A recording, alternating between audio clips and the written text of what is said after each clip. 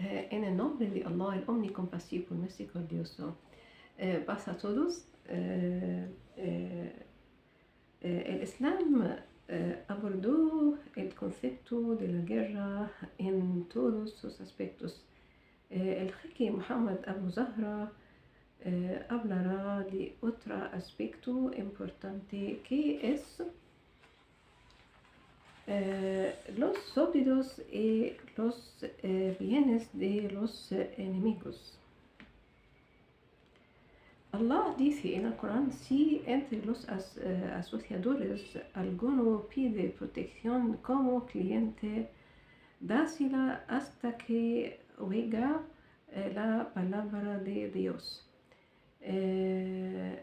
Después hazle llegar al lugar de la tranquilidad, que es el suyo.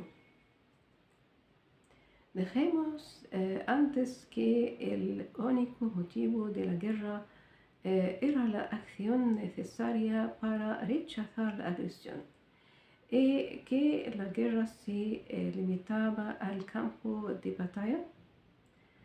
Las guerras islámicas jamás fueron emprendidas contra el pueblo, sino contra aquellos que le oprimían y utilizaban la fuerza para violar el derecho y estrujar a sus vasallos. En consecuencia, las relaciones establecidas entre los musulmanes y los súbditos de esos gobernantes no eran rotas, en tanto fuera posible mantener contacto con ellos. La conducta de los musulmanes era distinta a la que se da actualmente en las guerras. Hoy, desde el momento en que el conflicto estalla entre dos países, el agresor comienza por internar a los súbditos del país adversario, incluso si se trata de comerciantes que han recibido su derecho de residencia por un periodo indeterminado. Las leyes de nuestros tiempos reconocen esta acción, lo mismo que justifican la confiscación y el secuestro de sus bienes. El Islam ni lo admite ni lo estimula. Al contrario, considera que las verdaderas relaciones comerciales entre países no deben ser interrumpidas por la guerra. Afirma la seguridad de los comerciantes que entran en las naciones islámicas, incluso si son súbditos de un país adversario o en guerra con los musulmanes. De todas las maneras, poseen un pacto de seguridad. Sus bienes están asegurados inviolables, en tanto que gocen de ese pacto que les ha sido concedido, y en tanto cumplan con el juramento por el cual se han comprometido. No están obligados sino por las condiciones que ellos mismos se han prescrito. Al-Sarjasi dice en Al-Mabsut,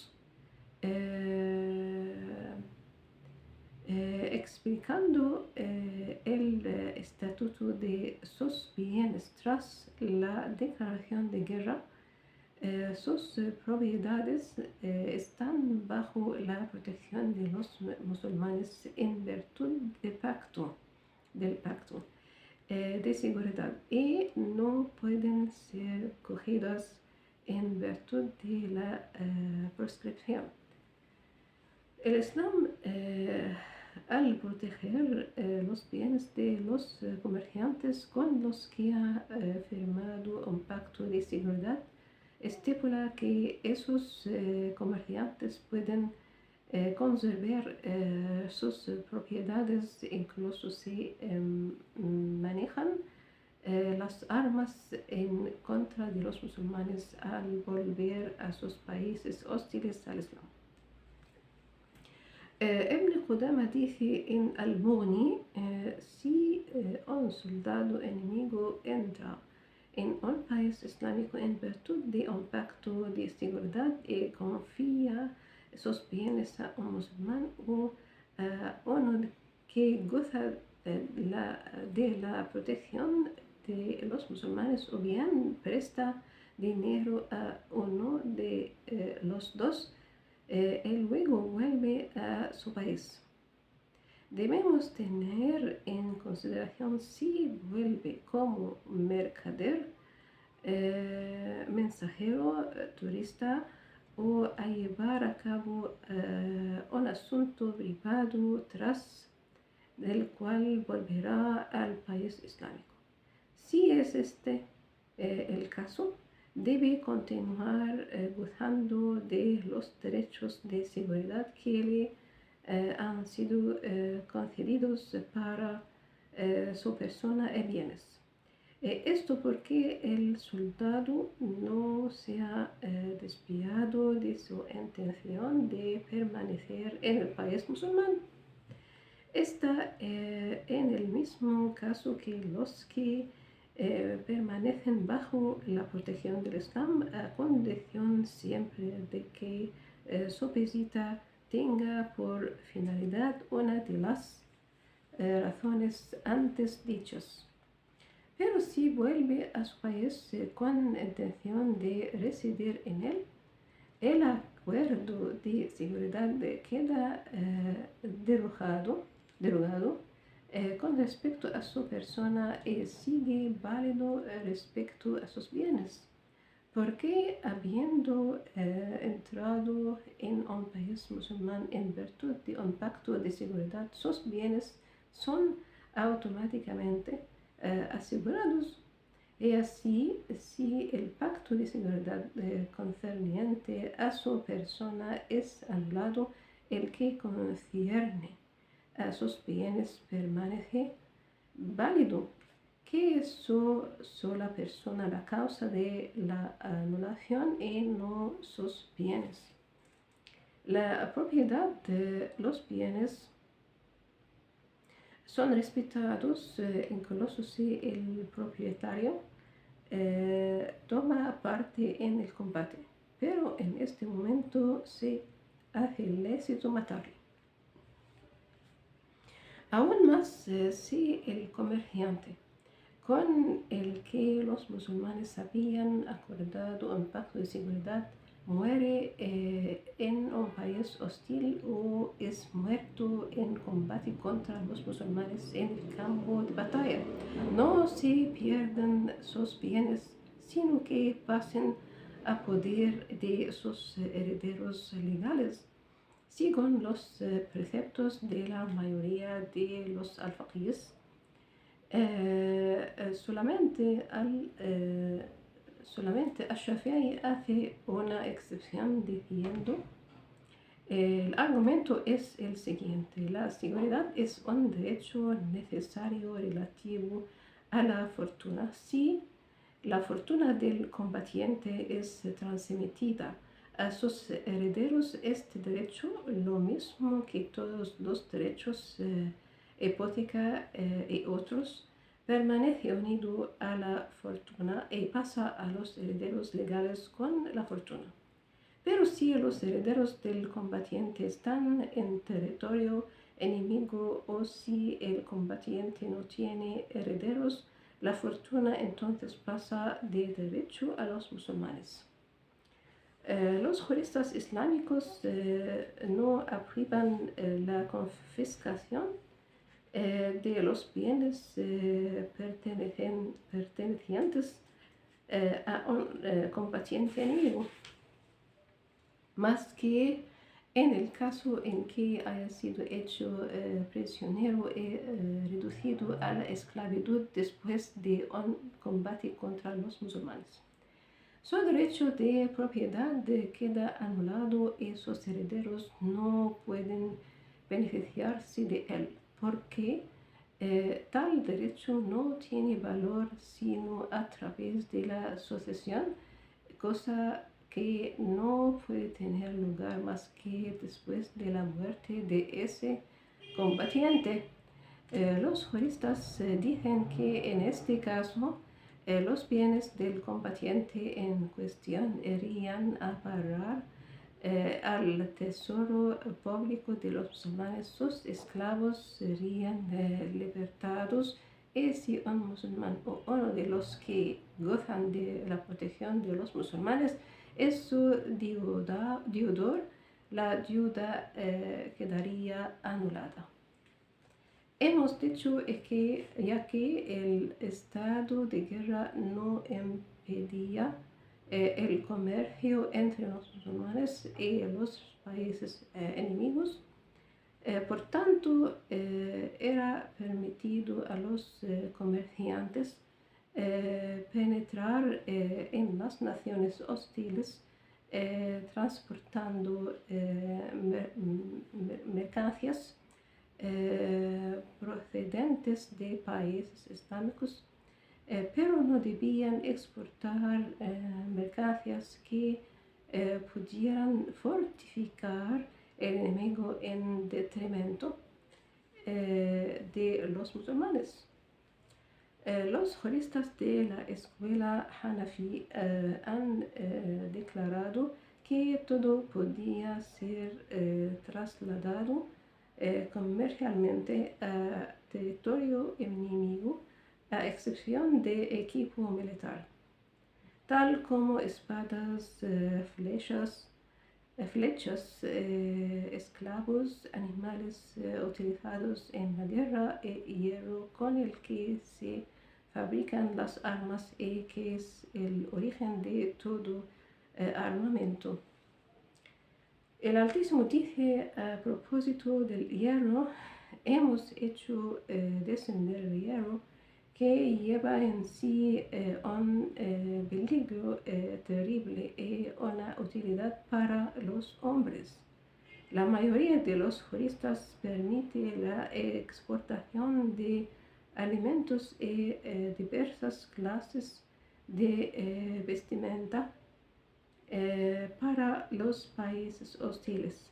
Al-Shafi'i se opone a esta opinión diciendo que el alimento y los vestidos fortifican al enemigo tanto como las armas.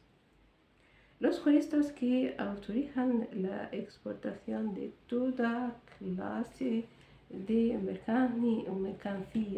mercancías, a excepción del hierro, las armas y los esclavos, se basan en el hecho de que el profeta mismo envió una cierta cantidad de dátiles comprimidos a Abu Sufyan, al que combatía en la Meca, a cambio de una pieza de cuero.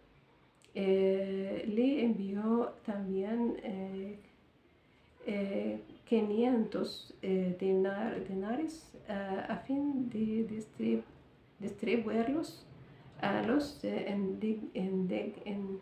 indigentes cuando el pueblo de Abu Sufyan tenía hambre. Refiriéndose al respeto que los musulmanes guardan respecto a la propiedad de los combatientes, dice al-Sharkazi: si un combatiente enemigo que disfruta de un pacto de seguridad envía a uno de sus esclavos a un país islámico para concluir un negocio en su nombre, el esclavo abraza el Islam, este debe ser vendido y el importe de su precio enviado al combatiente. Ello porque el pacto de seguridad acordado al combatiente se aplica a sus bienes, los cuales comprenden al esclavo. Si el esclavo se convirtiese al Islam en presencia de su dueño, está obligado a venderle y a cobrar su precio. Lo mismo ocurrirá si el esclavo no está acompañado por su dueño. Aquel es vendido a fin de que sea librado de la vergüenza, de la incredulidad, y su importe es enviado al propietario conforme al pacto de seguridad. El texto aclara la tolerancia del Islam con este doble punto de vista. Uno, la seguridad debe ser dada al esclavo cuando no está acompañado de su amo, e incluso si este combate en el campo de batalla. Esto porque el esclavo es un ser humano que goza de todos los derechos del hombre. Si es no musulmán y combatiente, sigue teniendo como es natural valor humano, y nada impide que tenga derecho a la seguridad tanto como un hombre libre, lo que da luz sobre el espíritu de tolerancia del Islam respecto a los esclavos. 2. El segundo, si el esclavo abraza el Islam, su conversión suma fuerza a los musulmanes, pero con todo en el hecho de alinearse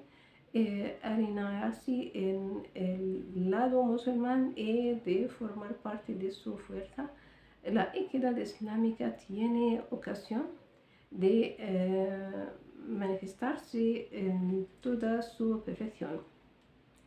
El Islam reconocía al enemigo, incluso combatiente, sus plenos derechos. Los musulmanes debían conservar el importe del esclavo para dárselo al propietario o a sus herederos. Estas leyes y aquellas que les son similares certifican que el Islam no permite verter la sangre de los combatientes ni apropiarse de sus bienes, nada más que en el campo de batalla, ya que la guerra no debe en ningún caso ir más allá de los límites del lugar en que ha sido llevada a cabo la agresión. Fuera del campo de batalla, las leyes son respetadas, el derecho no es hollado y los bienes no son expoliados, dado que no han sido congelados en el terreno del combate. La seguridad está garantizada. A los combatientes no son inquietados ni en sus personas ni en sus bienes, y los comerciantes pueden seguir en paz sus caminos. Los pueblos no son amenazados con el hambre ni ni privados de sus medios de subsistencia, ni si no toman parte en el combate. Esta es la opinión de la mayoría de los juristas, a excepción hecha de Ash-Shafi'i. El Islam jamás ataca a los súbditos, lucha solo contra los reyes que oprimen a los pueblos e imponen sus voluntades despóticas. con la ayuda de fuerzas armadas hostiles a esos mismos pueblos. Hasta el próximo episodio. Paz a todos. Assalamu alaikum.